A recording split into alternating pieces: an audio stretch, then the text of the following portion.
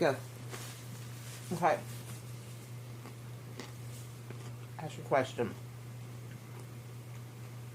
So, if we're going to a new earth, like Dolores Cannon says, and it's a timeline split, does that mean that people that we leave behind on the other earth view us as dead and us the same for them? They're not with us, so they're essentially dead to us, even though we're aware on our timeline. They may not be aware, and so they would view us as dead, like adult children of mine, right? That don't agree with what I believe. See, I always thought it was like they were still in, you were still there, they were just on a different timeline. But I just had this thought that came to me, and I don't know, it may be far-fetched and it may be nothing to it, but it makes sense to me. Because you know how in the Bible when it says Jesus returns to earth, those are with him, he'll take those with him, and the rest will be the harvest. Yeah, the rest will be on land. Yeah, with this. 2 will be in the field, 1 will be taken, 1 will be left behind. So what if that is the whole when the earth splits and the people that get plucked are actually going to the new dimension? But isn't that the same thing? 1 will be taken, 1 will be left behind. That's what I'm saying. The one being left behind is going to view you as dead. Yes. Because you're gone. Yes, that's what I'm saying. But that's what makes sense to me. I mean, I believe in the Bible and I believe in all that, but I think they twisted words and made it try to benefit them. Right. So maybe that's just part of it. Maybe that the new earth is the new heaven, where you go to heaven because it's a better place, right? Everything's supposed to be better in this 5th dimension. And it's like a heaven on earth, too. They say that in the Bible. So does that mean we're essentially dying? I don't think we're dying. Well, I mean, what do I say about dead people, though? They're not really dead. They're just in a different dimension. So are we going to the same place with the other people that are dead? Is that why we will see them raised from the dead? Because we'll be in that dimension with them? Doesn't that mean we're dead? I mean, you know what I mean? Like, I'm kind of in a conundrum. I don't know. I'm in a conundrum. Because the 5th dimension, do we have a body or is it just our consciousness? To my understanding, we have a body. Then we can't be dead if we have a body. But also, because being dead is no body, it's your soul.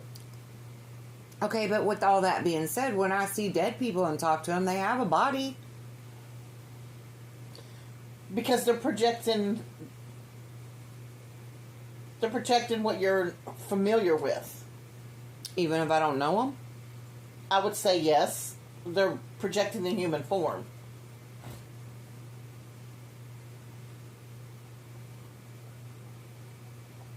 I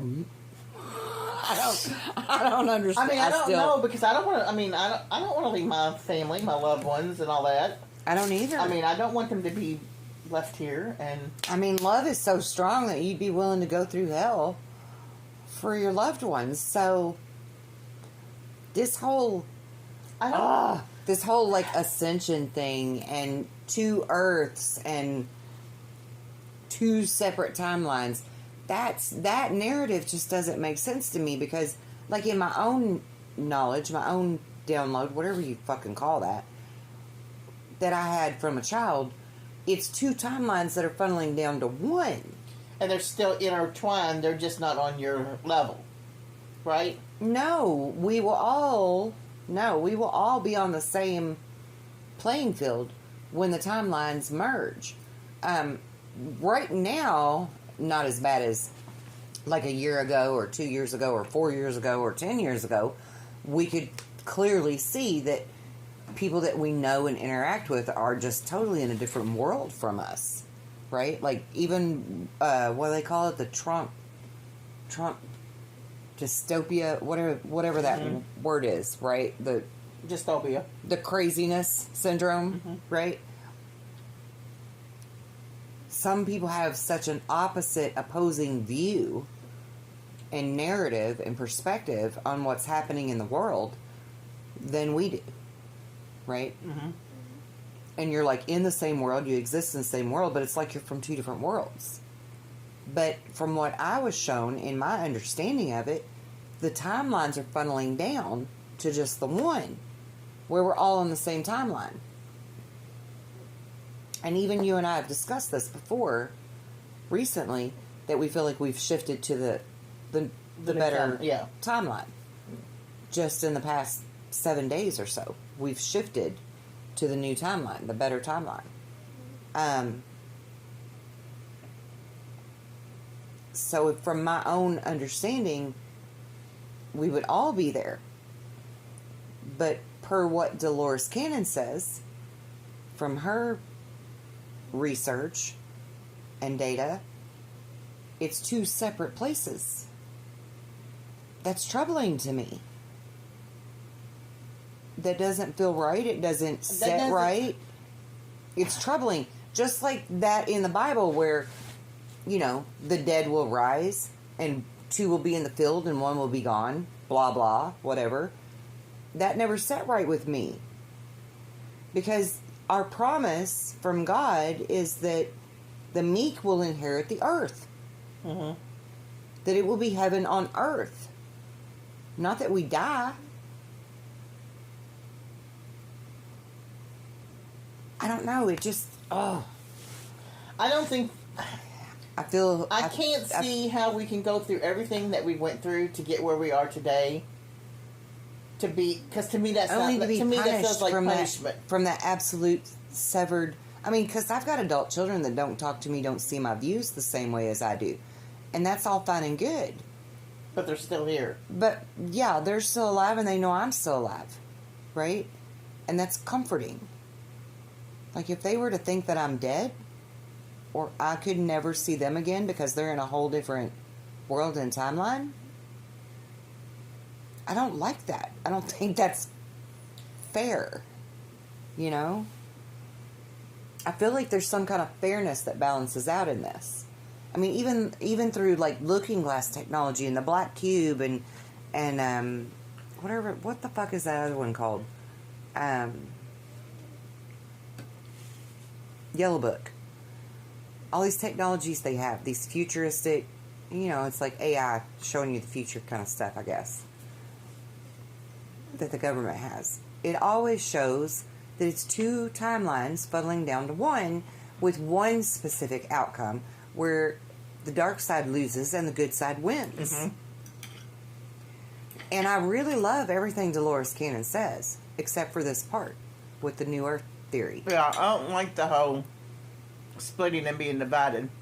I feel like that's... Maybe we're interpreting it wrong. I feel like she interpreted it wrong. I feel like maybe it comes from indoctrination, right? Like from religious upbringing or whatever it is. I just... It rubs me wrong. And I'm always teaching people to listen to their intuition, listen to their discernment, listen to how something makes you feel to find the truth in it. And if it feels wrong, it has to be wrong. But then again, you could argue maybe it just feels wrong because you refuse to see the truth, because that's a thing too, right? So we get into that whole psychological mumbo jumbo. And that's why I'm perplexed and I'm throwing this at you, because I need answers. I don't know. I need you to be my Merlin. I don't know, because I don't see it happening, but that's what came to me. Is that when you said that, the Bible, what the Bible says about just people will just be gone. They will vanish.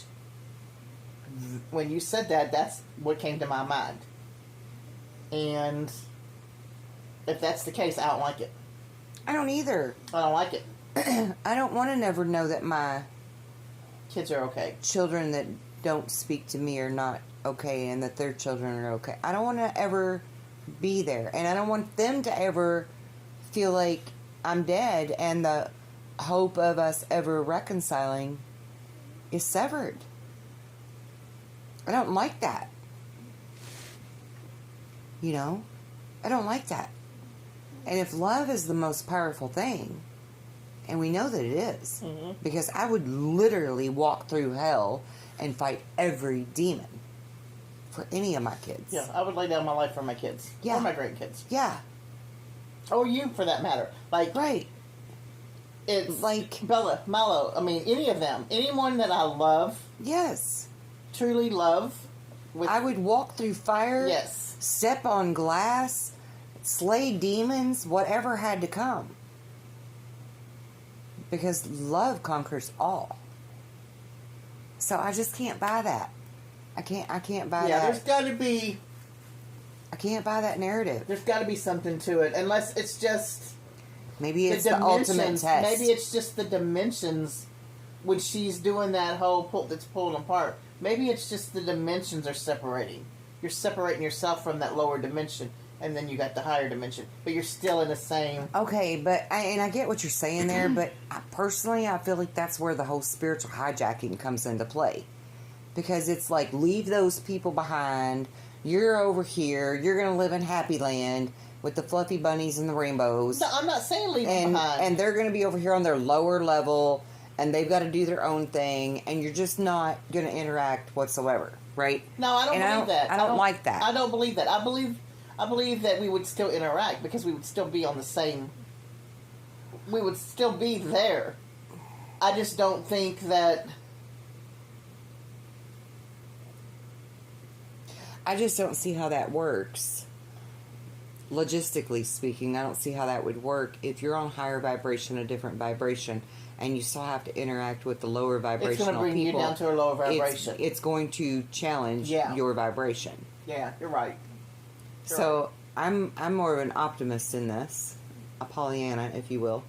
I kind of feel like it's up to us, people like us that are aware and awake, to raise the vibration for the entire planet so that we can bring everybody along. Nobody gets left behind. You know, George Bush Jr., he said, no child left behind with their whole dumbass curriculum thing, right? Yeah, he didn't leave no child behind. Right, but it was in a different way, right? It was in a very sinister way. And I think if we're going to do it by the light, do it by the good, do it by God, nobody gets left behind because we've raised the vibration high enough for all of us to resonate in a better timeline.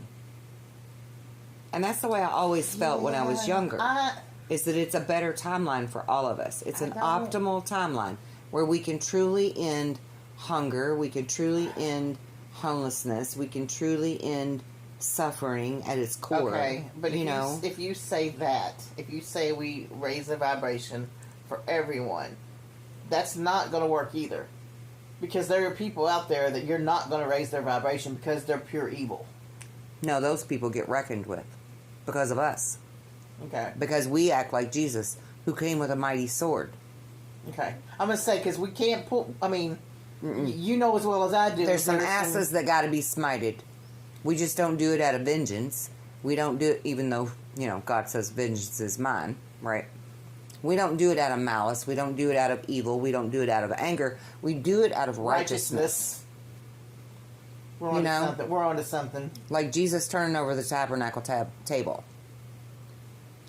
It's a necessary thing to do in order to rid the world of that level of evil without leaving any of the innocents behind. And I do think because I'm going to stick to that promise that the meek inherit the earth. The meek.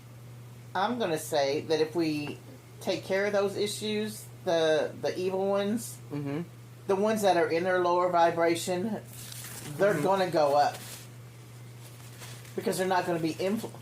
They're being sent back for a redo. No, not the bad ones, not the bad ones. Oh, I'm saying that people that are just in a lower vibration, not evil people, not bad people. They're just stuck there. They don't know how to go higher. Right. But when all that's taken care of, the ostriches of the world, then they start to rise up and. All the dogs are barking. I gotcha.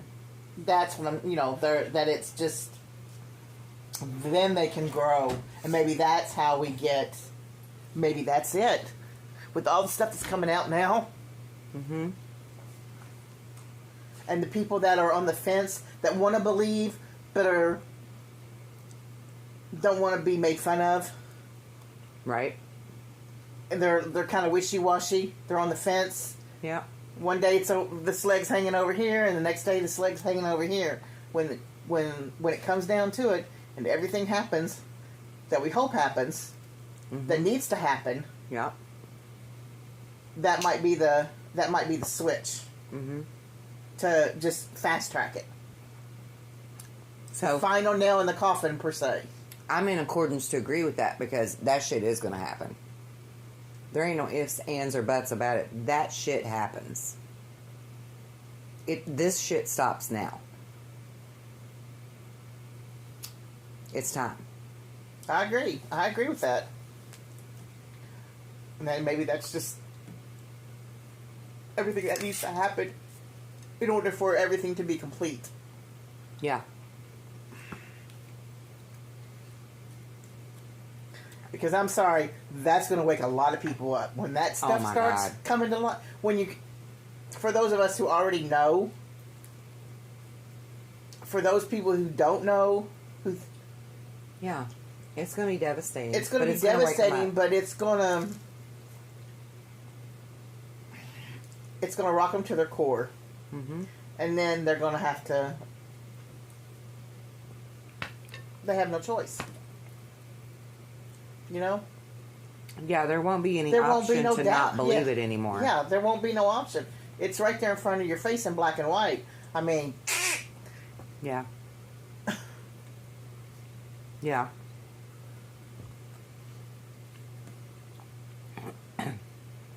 To me, that's when we're going to need to have the truest compassion, really, because all those people that told us we were crazy or conspiracy theorists or whatever, they're going to need more from us so that they can compartmentalize, comprehend, understand, and adjust to this new truth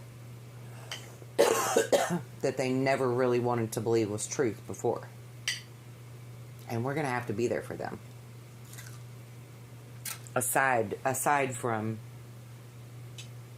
personal feelings and the way that they've looked at us before, you know, or treated us. That's when true compassion has to come in. Because this is going to be some deep, ugly shit that's coming to light. Diddy is just the beginning. He's just the beginning. the whole foundation.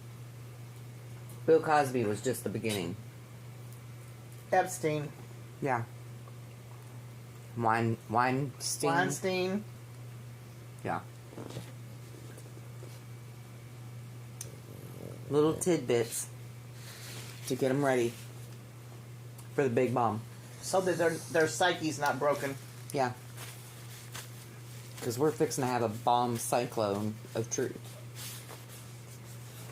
And it's gonna...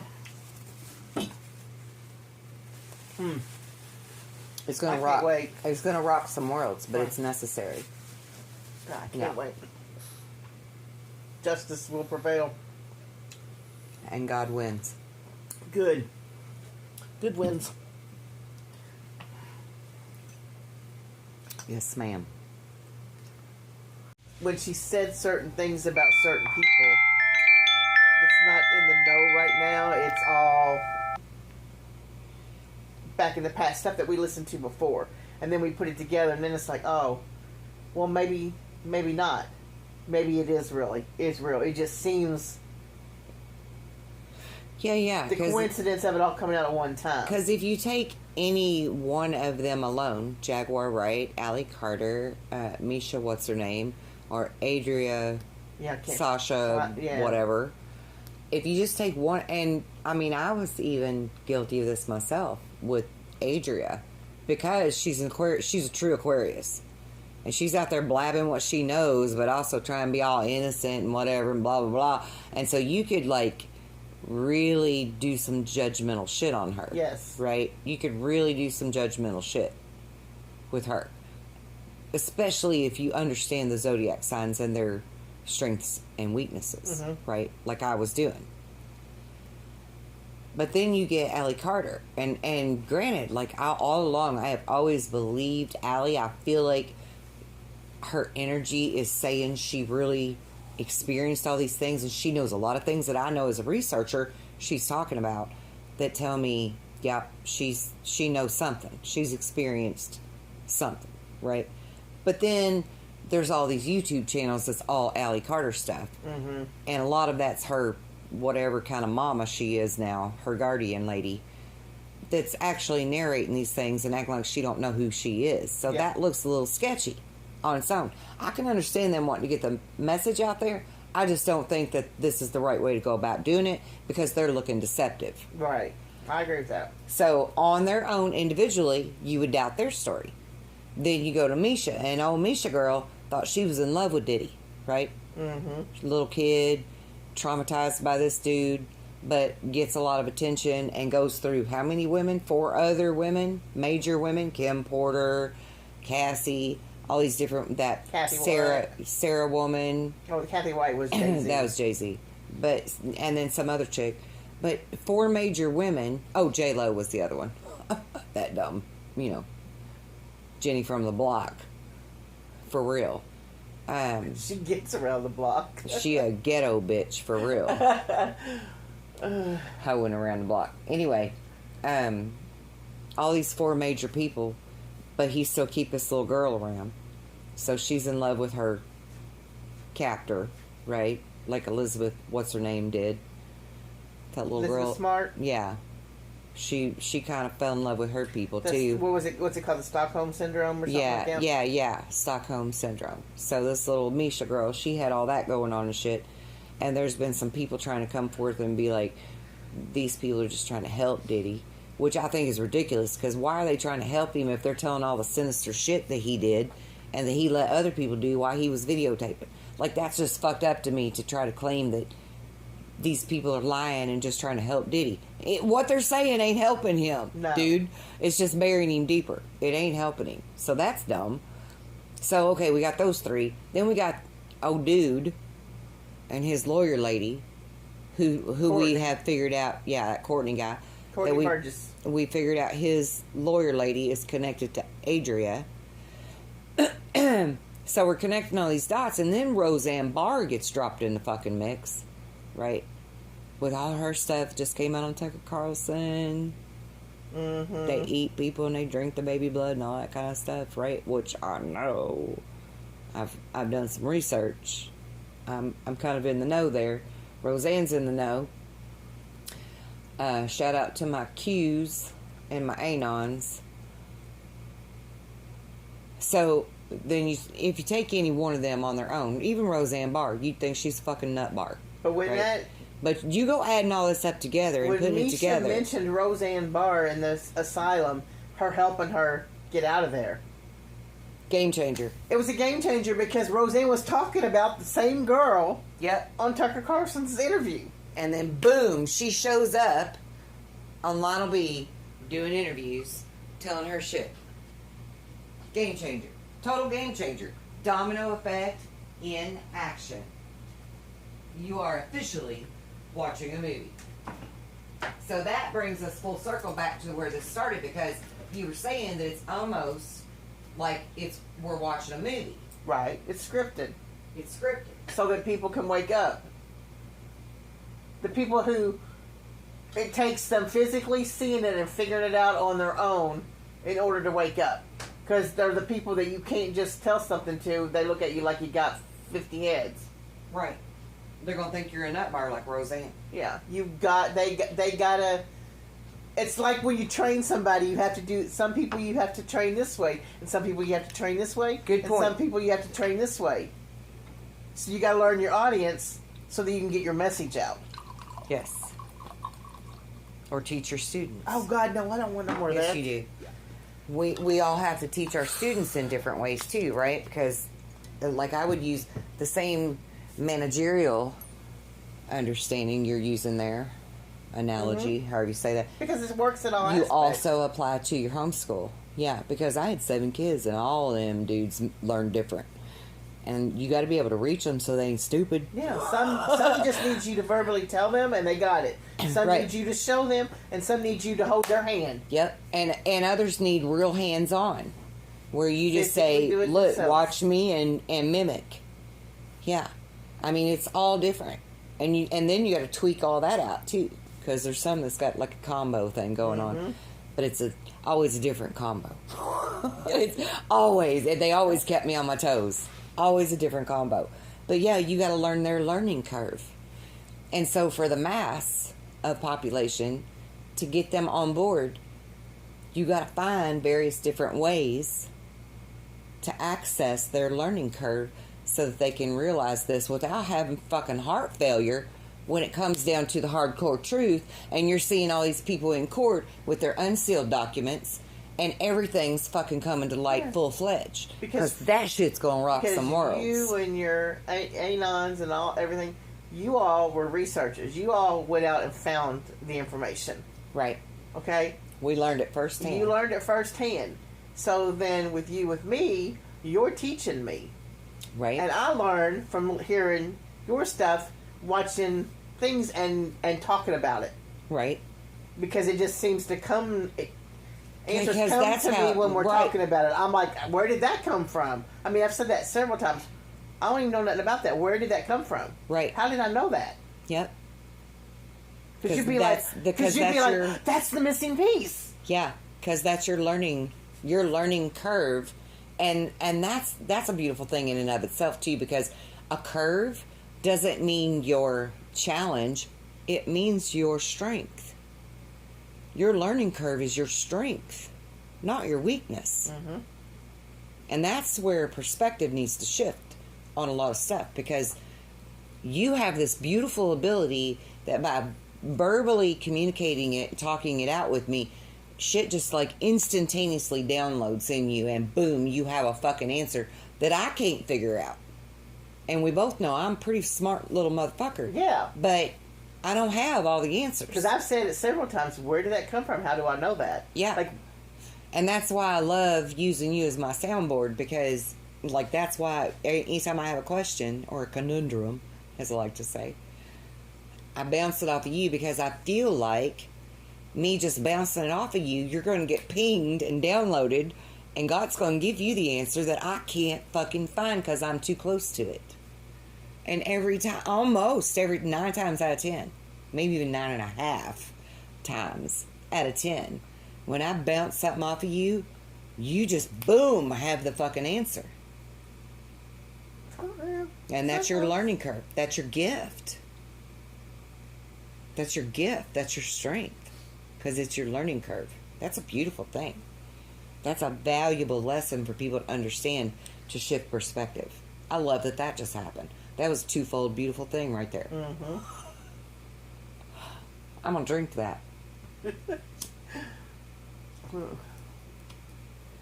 I still think we ought to be able to take it off our taxes that we purchase Crown and they donate to the vets. That should be a tax deductible thing. I spend a lot of dollars on Crown. Me too. I don't even drink whiskey.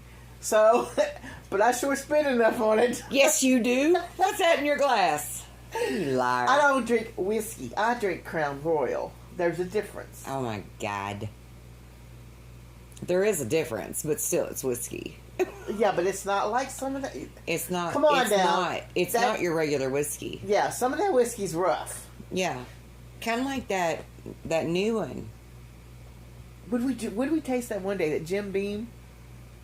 At Uh, Jim Beam Apple, that was like god awful. yeah, it was like the worst cough syrup medicine your mama ever gave you. It's like, oh no, It was terrible. we dumped that shit out. that Old Smokies, is that what it's called? Yeah, Tennessee whiskey, that watermelon flavor. Oh, the salty watermelon? That's so smooth. You don't even think, oh, that's a whiskey. You just think, watermelon juice. Yeah, that's dangerous. That's going to be the epitome of the watermelon crawl. Right there. Because that stuff is so smooth. It's yummy. It's like candy for adults. Right? I was going to say kids. It's like candy for adults. It's smooth, ain't it? But it's a whiskey. I'm kind of digging these flavored whiskeys, but I can see my posh dad, who is a big bourbon guy, right? Big whiskey on the rocks kind of man, being all like, flavored whiskey is for foo-foo people, right? Sugar in your pants people. I can't say the word he would have said back in the day. But yeah, he'd have totally scoffed at me for my apple whiskey and my watermelon whiskey. But they're smooth. They're good stuff.